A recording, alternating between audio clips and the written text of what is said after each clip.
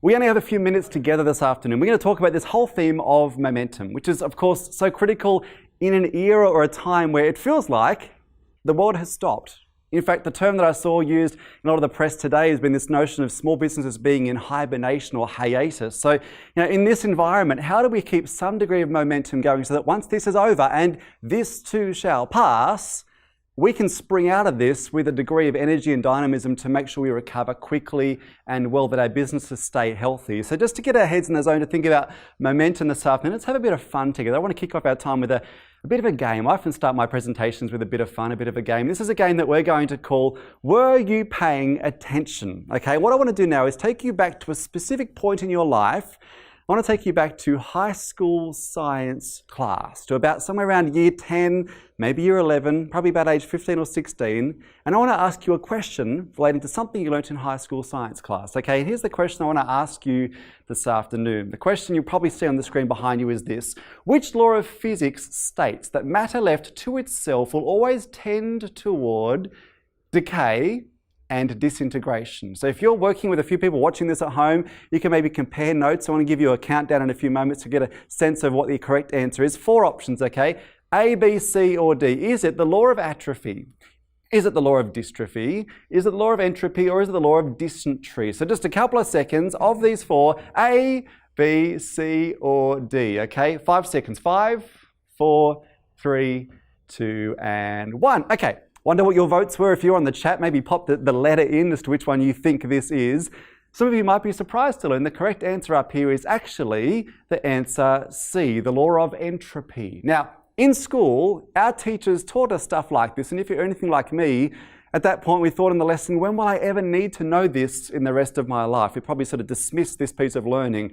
And I did that in year 10 when I learned this stuff, having no idea I would come to dedicate a chunk of my career to studying this very law and how it applies to brands, to organizations, to entire industries. In fact, a bit of a backstory for me. I've been in this space of studying essentially the rise and fall of businesses, of brands, of organizations for about 16 years. What is it, for instance, that causes a business to go from start to prominence, success, notoriety? And then why is it that some brands, once they get to that point of success, lose their edge, become irrelevant over time, when other brands last the distance? In fact, you look at brands we've seen that have had a tough time over the last few years, businesses that were once iconic and successful that are today a shadow of their former selves. And you can see a list on the screen here behind me of brands that we've seen who have seen better days. Now, what's interesting though is you compare this list with very different brands. And this has been at the core of so much of my research over the years. A list of brands like this, for instance, brands that have not just been around for years or decades, in some cases for centuries. And the question I've often looked at in research is, what is the difference between these two groups? Why do the enduring prevail? Which is an important question for all of us in this time period, because all those brands on the screen we're seeing are brands that have had ups and downs. They've had times of peak and times of trough.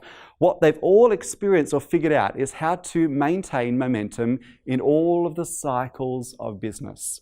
And as I've looked at what we can see, the lessons from brands like these, there are a number of things that stand out that are so obvious, that are so relevant as small businesses, but also as individuals right now. Now in school, we were taught the scientific formula for momentum. That's momentum equals velocity times mass. I want to give you this afternoon, in this very short session, the business formula for momentum. And there are 3 elements of this formula. Momentum for all of us right now and in the coming few months will be a function of 3 things: A plus F times C. So I'm going to unpack these 3 elements in the time we've got together this afternoon. And the A in this formula stands for activity. And that should be, no massive surprise, because of course momentum's about motion, it's about being in movement. So activity's got to be part of that. Here is the key point though. Not all activity is created equal. Particularly as we're in this very perilous time. There is no point being busy if you're not being effective. There's no point being flat out trying to just make as much stuff happen as possible if you're not getting traction. Now, the reality is for all of us right now, there is a lot that we cannot control. But the question, of course, is what can we control? And what we can control is what we are doing every single day, the activities that we are engaging in. And I want to give you a few questions in a few moments to help you figure out whether the activities you're engaged in every single day are going to build momentum in the coming months or leave you spinning your wheels. And the first question we must ask ourselves is this question here: are my activities inspired? Is there a sense of purpose a sense of a vision behind what I'm doing, or am I just going through the motions? Now, I had a fascinating conversation a few years ago when I was speaking at a conference in New Zealand, and the Kiwis tuning in will love this little reference in a few moments. And the conversation was with this guy here, Steve Hansen. Now, if you don't know Steve Hansen, he is the coach, and has been for a number of years now, the coach of the All Blacks. And what was very interesting chatting with Steve Hansen was this. I said, as the coach of this extraordinary team, what is it that keeps them on their A game? What keeps momentum in this team?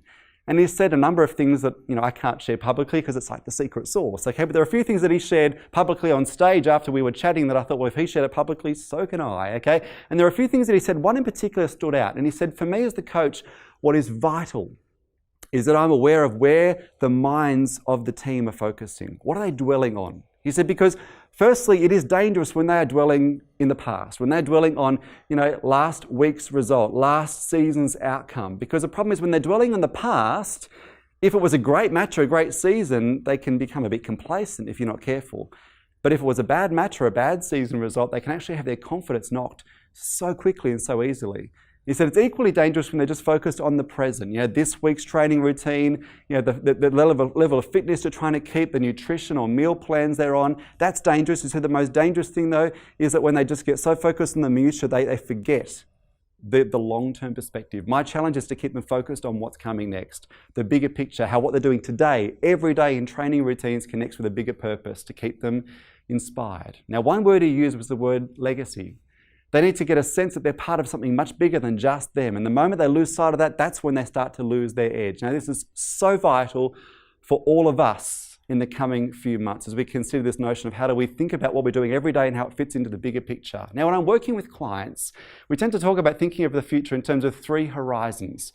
And the 3 horizons you'll see on the screen are these ones here. You talk about the near-term horizon, which is obviously things that are 1 to 3 years out from now. The midterm horizon is something 2 to 5 years from here, okay, and the long-term horizon's 5+ years. You'll see there's overlap between these horizons. You need to think about all of them simultaneously. Now, here's the reality, and I want to be really honest, as a small business owner right now, I would suggest a few of these horizons are not massively useful or relevant right now, or in the next few months. In fact, I would challenge you to think of horizons when you're thinking about the future in terms of these timescales here. We're talking a near-term horizon of a few weeks. I would actually scrap the midterm horizon. Honestly, most of us have no idea where we're going to be in 18 months or 2 years' time. It is sort of important to maybe keep one eye on that, but not dwell on it too much. There's too much uncertainty. But I would suggest that it's not just the near term, but it's the long term that really counts. So if you talk about the near-term horizon, as you sit down at your desk trying to get some work done every day, how does it connect with something a few days out from now? What's the goal? I mean, this week I've had to deliver a whole lot of stuff that honestly I did not feel like doing.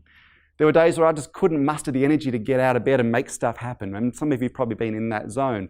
For me, my goal was Friday night, a glass of wine on the couch with my wife, knowing that I'd finished the stuff I set out to do. Making sure I had a clear sense of what was motivating me to be productive. Because you know what? Purposeless productivity is soul destroying. We've got to have a sense of what the purpose is, even at the very short scale. But I would also encourage you to think of the really long term here. In fact, that word legacy really comes back, and I think it's so important for us. You know what we cannot do in this crisis is lose sight of the long term. The reality is this crisis will end, and we've talked about that. In the meantime, we need to be making choices, engaging in activities that mean at the end of this crisis, our reputation is still intact. We've not compromised on our integrity, because the reality is we cannot cut corners now, even if it's advantageous in the super short term, because you're going to sow seeds that actually reap a really dangerous harvest in 2 or 3 years' time.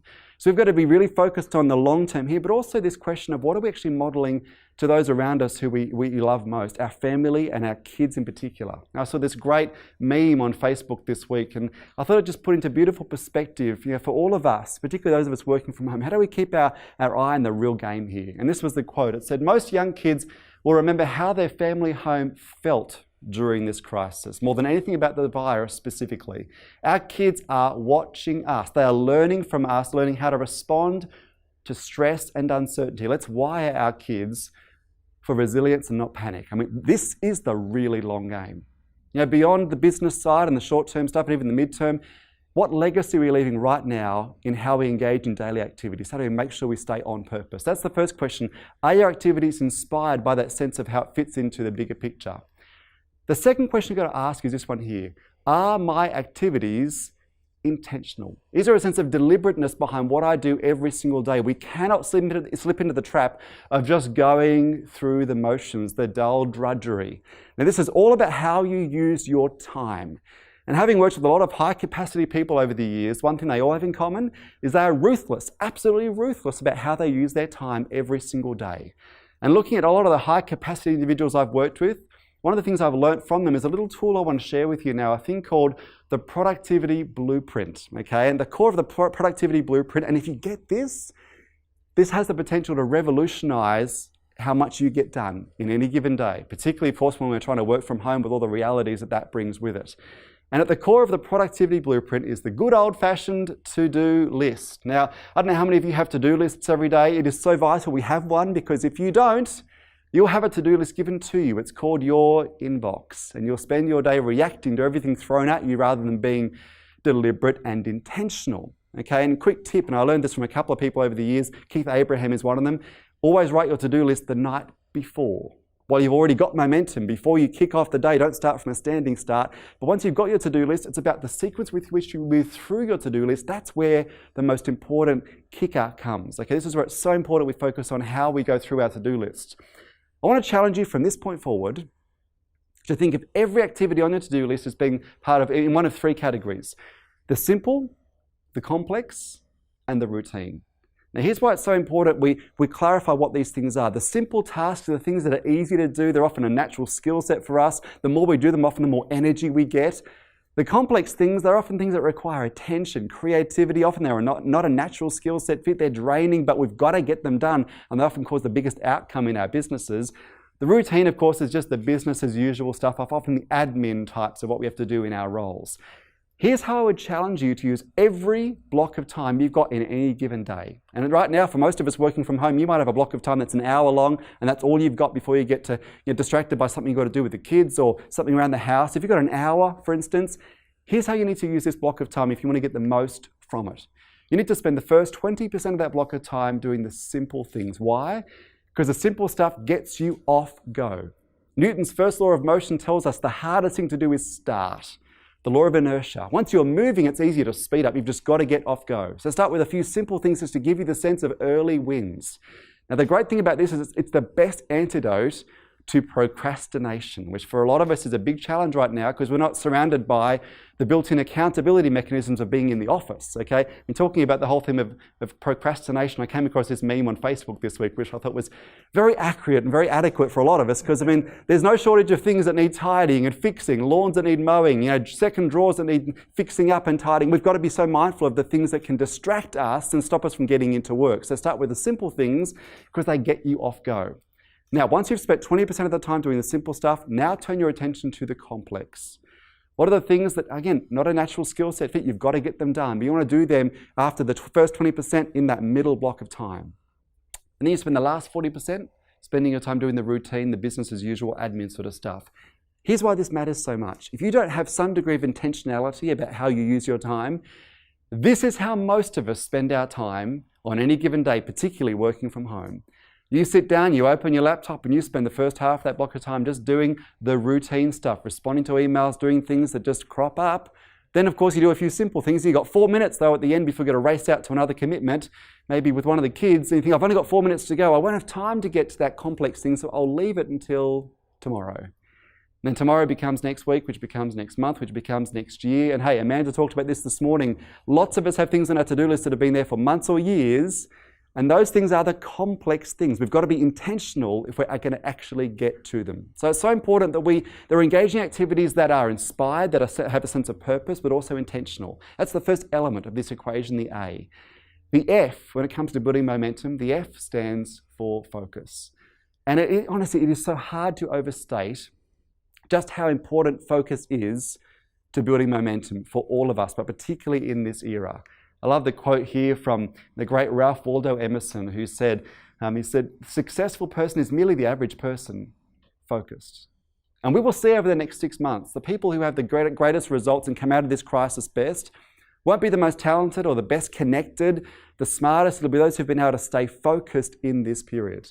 And the challenge for any of us, of course, is to keep our businesses focused. In fact, to not get into the challenge of and engaging what I call crisis chameleon behavior, where you try and shift everything you do to focus on the crisis. You've got to stay true to who you are, stay focused as a business with your essence and your DNA, not try and shift too much in this crisis, but also to stay focused personally as well. Now, particularly again, as we're working from home, focus is difficult because there's no shortage of distractions. I saw this great photo in a Wall Street Journal article this week that I think sums up how many of us are feeling right now. In fact, I almost shared a photo that I took yesterday in our home office of my wife trying to write a university lecture that she had to deliver on Monday.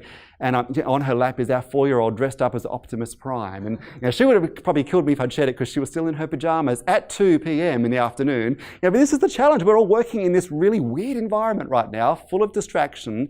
And I do love this video, and I know many of us have seen it before, but I thought it deserves to be played again because it's just so brilliant and so beautiful. This guy, of course, who was being interviewed on the BBC, and remember this clip, and his kids walk in, causing all sorts of problems. And of course, I love this moment where the wife walks in and she's horrified, and you can see her just trying to quietly and subtly bring the kids out of the room, and just everything seems to go wrong, which is the way it often is, of course, when we're trying to work from home. I love this last moment where she tries to very subtly move in and close the door at the end there. And the reality is that is going to be our life, a lot of us, for the next few months. So in this environment, how do we achieve focus? I want to give you 3 very quick tips around achieving focus in this environment if we're going to get into that flow state and build momentum personally. The first tip is this: we've got to get really good at switching off and shutting out. As much as you can, how do you set some boundaries around what you allow to distract you? And for some of you, this is going to mean you need to get really good at managing things like phone calls and email. In fact, for some of you, it's going to mean, for instance, just doing something as simple as switching off the new email message notification that pops up in the top right-hand corner of your screen. Switch that notification off. Because, every time that little window appears, you actually get a little bit dumber. Your IQ, your active IQ drops the moment that occurs because your attention now is split. You're thinking about who that email's from, what it's about. Even if you have no idea who it's from or the content, you start to think about that email, and our attention is split. We get a whole lot less effective the moment we get those subtle, unconscious interruptions. Now, when it comes to email, a tool you may want to check out, and there are others like this, is one called SameBox. And SameBox is great because what it allows you to do is set up this software as a filter, and it learns very quickly using AI the emails that are both relevant and important for you, and it lets those through. Every other email, it quarantines back, and you set a time at the end of the day, maybe at 4:30, and all those emails get delivered on batch at once instead of interrupting you throughout the day. So check out SameBox or other ones like it. I wasn't sure if I should share this one, but I think it's just a bit of fun, but I thought I'll pop it in there. This is a great little Chrome extension plugin called Nope. If you haven't seen this, check it out. So Nope allows you to set up a fake phone call when you see an interruption about to occur. So for instance, if you see a kid or your partner coming toward you like, I cannot spare 7 minutes for this conversation right now, you click the little Nope button and your phone rings with a fake phone call, which is like fighting distraction with distraction, but could be quite useful for some of us as we try and switch off and shut out, control our environment as much as we can. Second key if we're going to achieve focus in this very distracted environment is we need to have a finishing frenzy. What we've discovered in recent years is that our brains operate a lot like our computers. When your computer starts running really slow, you take it to a techie, and what's the first thing they ask? How many applications have you got running right now? And if you're like me, you'll say, well, I don't know, Word, PowerPoint, a few websites. And I say, no, not those applications, the background applications. And the interesting thing is they open up that dialog box and they'll say, you've actually got 74 applications running. As they start shutting those down, your computer roars back to life. Our brains are the same. The more tasks you've started but not finished, they become like those applications running in your unconscious, taking up your capacity to focus. If you get them done, nip them in the bud, the difference it makes is huge. I love the words of the father of modern psychology, William James, who said this. He said, there is nothing as fatiguing as the eternal hanging on of an uncompleted task. You need to just get some stuff done. Take it off your plate. It frees up your capacity for focus. Now, the third and final key, if we're going to achieve focus, and it's so important, and let's be honest, so challenging right now. And that is we need to think about what we think about. What are you allowing to fill your mind with? Because, I've struggled with this probably most this week of any other thing. Because there are so many things right now that are unfair. There are things that are frustrating. There's actually, for a lot of us, a bit of anger about what's going on in our businesses, in our lives, in our families. If you let that stuff dominate your thoughts too much, there's nothing good that comes from it. In fact, the challenge for all of us is how do we not engage in the thinking that locks us in fear? And I was chatting with a colleague of mine last week, Lisa McGuinness-Smith, who put it beautifully. She said, our brains cannot do fear and creativity at once. We've got to choose what we focus on. If we're going to be creative in the next 6 to 12 months, which we're going to have to be, we cannot engage in stuff that keeps us locked up in fear and anxiety. I love this insight that I came across yesterday from a woman who's the editor-in-chief of Essence magazine. Susan Taylor said this. She said, thoughts have power. Thoughts have energy. You can make your world or break it by your own thinking. We've got to be so careful what we allow ourselves to focus on in terms of our thinking. Right, the third and final key, if we're going to build momentum that sticks in this time and beyond, is the C, which stands for consistency. And of course, consistency is so important. I've learned a lot about consistency from a lot of people over the years. A couple of great books that I found helpful in this regard. Atomic Habits is a fantastic book to look at this. Also a great book called The Slight Edge by Jeff Olson. But one of the people I've learned the most from about consistency is someone I had the chance to meet a few years ago. We were both speaking at a conference over in the States, and he's been one of my heroes for years. Some of you may know him. He's a guy named John Maxwell. And I was speaking at a conference with John Maxwell over in the States, and we're just talking backstage in the green room, and something he said really jumped out at me. I thought it was so profoundly true, and it has to do with this whole theme of consistency. And what John Maxwell said was this. He said, I can always predict the odds of someone's long-term success if they show me what they do every single day. Your consistent daily habits, that's where momentum is built, or that's where it's lost. Now, the challenge I want to give to you is this. In the coming few weeks and months, what are some of the things that have the potential to shift the game for you? The sort of habits you can build into your daily life. And we often think that it's about doing the big things. That's what creates big results. The encouragement I give you is you need to focus on rhythm, not rate. It's about doing small things consistently rather than big things sporadically if you're going to build momentum. In the words of the late, great Jim Rohn, I love this, he said, eating 7 apples on a Sunday will never be as effective as eating 1 apple every single day. And so for you, what is it? What are some things you need to build into your daily life right now? Again, things that you can control that have the potential to be game changers for you that you need to stick to consistently. And when I'm working with clients, there are typically 5 categories that these sort of things fall into. And if you want to just take a photo of that screen and maybe reflect for you of these categories, what's going to make the biggest difference? Is it the mental routines and habits? Is it listening to a podcast a day? Is it reading a helpful blog that's going to stretch your thinking? Like Amanda said, it's about learning a new skill. Perhaps for you, it's going to be about the physical. And we had a great demonstration of how to do simple physical exercise to stay in shape. We need to do that over the coming few months. Is it relational? Is it making sure our relationships are strong, that we're feeding those? The spiritual or the professional? These are all things we've got to be so mindful of. Now, talking about how important habits are, I love this insight from the former Prime Minister of India. It's one of these beautiful quotes, and it's so profoundly true. APJ Abdul Kalam said this. He said, you don't get to decide your future. You decide your habits, and your habits decide your future. And this is so true, so relevant for all of us right now. All right, we are pretty much out of time. What I will do, though, before we finish up, I'll just pop my details up on the screen. Feel free to reach out, to check in. I tend to spend most time on Facebook or LinkedIn. I share a lot of content on those 2 platforms. So if that'll be useful, make sure you check out some of the things there. On my website, there's a whole pile of things that could be useful. A whole video channel, for instance, with short clips that build on a few of the things we've talked about today. So feel free to have a look at that if that would be of help. I was so mindful we wouldn't have a lot of time to talk about the habit side of things. So if it'd be useful, a few months ago, I actually recorded a video looking at how to essentially turn good intentions into habits that stick. And so if that'd be helpful, I'm happy to email that to you just as a video link. And I might even include a little video about the productivity blueprint as well, how to actually implement that. So if that'd be helpful. Best way to get a copy of that video or a few of those videos, if you go to my website, so michaelmcqueen.net, on the homepage, you'll see a little blue button that says conference code. Click on that blue button.